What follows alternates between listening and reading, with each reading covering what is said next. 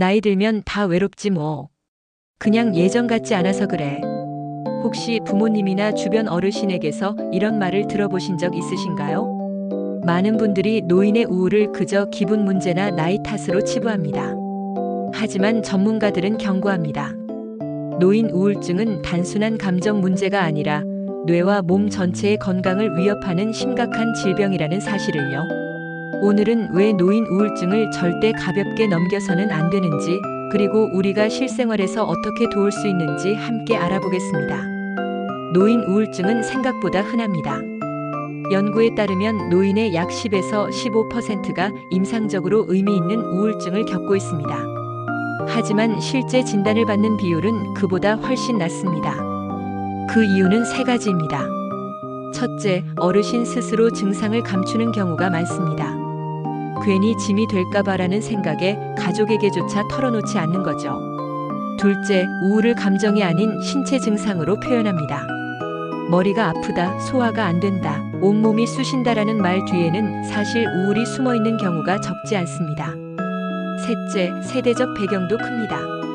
지금 어르신 세대는 정신 건강 문제를 의지 부족이나 성격 문제로 보는 경향이 있어서 스스로 우울증을 인정하기가 더 어렵습니다. 결국 가족들이 그냥 나이 들어서 그렇겠지 하고 넘기면 치료 시기를 놓치게 되는 겁니다. 그렇다면 왜 노인 우울증을 방치하면 안 될까요? 첫째, 치매 위험이 높아집니다. 여러 연구에서 우울증은 치매의 전조 증상일 수 있다고 밝혀졌습니다. 우울이 지속되면 뇌의 해마, 즉 기억을 담당하는 부위의 부피가 줄고 인지 기능이 저하됩니다. 오늘의 우울이 내일의 기억 장애로 이어질 수 있다는 뜻입니다. 둘째, 만성 질환이 악화됩니다. 당뇨, 심장병, 관절염 같은 만성 질환이 있는 노인의 경우 우울증이 동반되면 치료 효과가 떨어지고 합병증 위험이 커집니다. 예를 들어 당뇨 환자가 우울증을 동반하면 혈당 조절이 더 어려워지고 합병증 발생률이 2배 이상 높아집니다.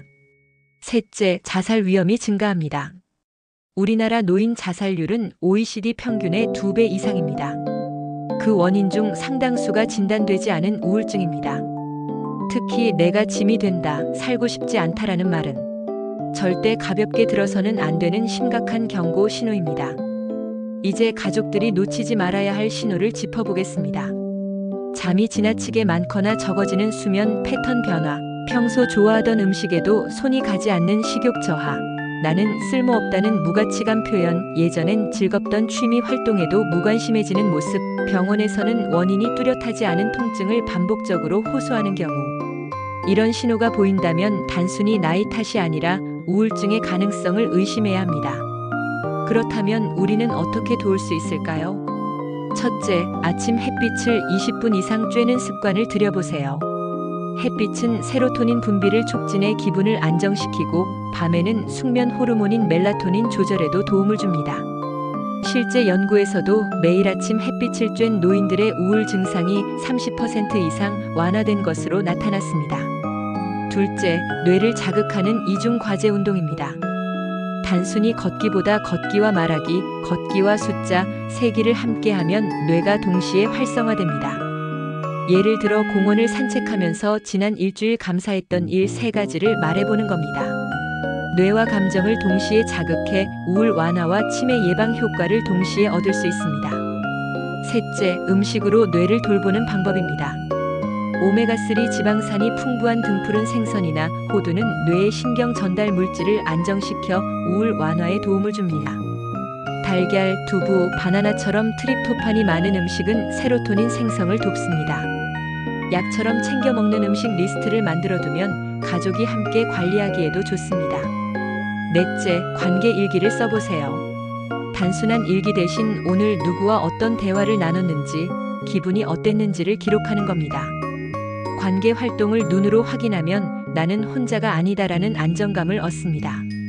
손주와의 교류는 정서적 활력을 주고 친구와의 교류는 동년배의 공감과 위로를 줍니다. 여기에 이웃이나 동호회 사람들과의 연결까지 더해진다면 한쪽에만 의존하지 않고 균형 잡힌 사회적 관계망을 유지할 수 있습니다. 다섯째, 삶의 작은 역할을 부여해보세요. 인간은 누군가에게 필요하다는 감각에서 큰 의미를 느낍니다. 예를 들어 가족 식탁에 과일을 준비하는 일, 아파트 화단에 물 주기, 친구 모임에서 연락 담당하기. 작은 역할이지만 우울을 막는 데는 큰 힘이 됩니다. 여섯째, 디지털 기기 활용도 적극 권장합니다. 스마트폰이나 태블릿으로 영상통화, 사진 공유, 음악 듣기를 생활화하면 정서적 연결이 강화됩니다. 실제 연구에서도 주 1회 이상 영상통화를 한 노인은 그렇지 않은 노인보다 우울 위험이 절반 이하로 줄었습니다. 가족이 초기 세팅만 도와드리면 충분히 활용 가능합니다. 마지막으로 자기 연민 훈련도 도움이 됩니다. 나는 왜 이렇게 약해졌을까? 대신 내 나이에 당연히 힘들 수 있어. 하지만 나는 여전히 소중하다는 자기 위로 말을 의도적으로 해보는 겁니다. 이는 부정적 자기 대화를 줄이고 뇌의 긍정 회로를 활성화시켜 우울 완화에 기여합니다. 정리해 보겠습니다. 노인 우울증은 결코 단순한 기분 문제가 아닙니다. 치매, 만성질환 악화, 자살 위험으로 이어질 수 있는 심각한 질병입니다. 하지만 햇빛 쬐기, 이중 과제 운동, 뇌를 돕는 음식, 관계 일기, 작은 역할 만들기, 디지털 소통, 자기 연민 훈련 같은 일상 속 작은 실천으로 충분히 예방과 관리가 가능합니다. 무엇보다 중요한 건 관계입니다. 가족과의 대화, 친구와의 교류, 이웃과의 연결, 이 세 가지가 균형 있게 함께할 때 노인의 마음은 훨씬 건강해집니다.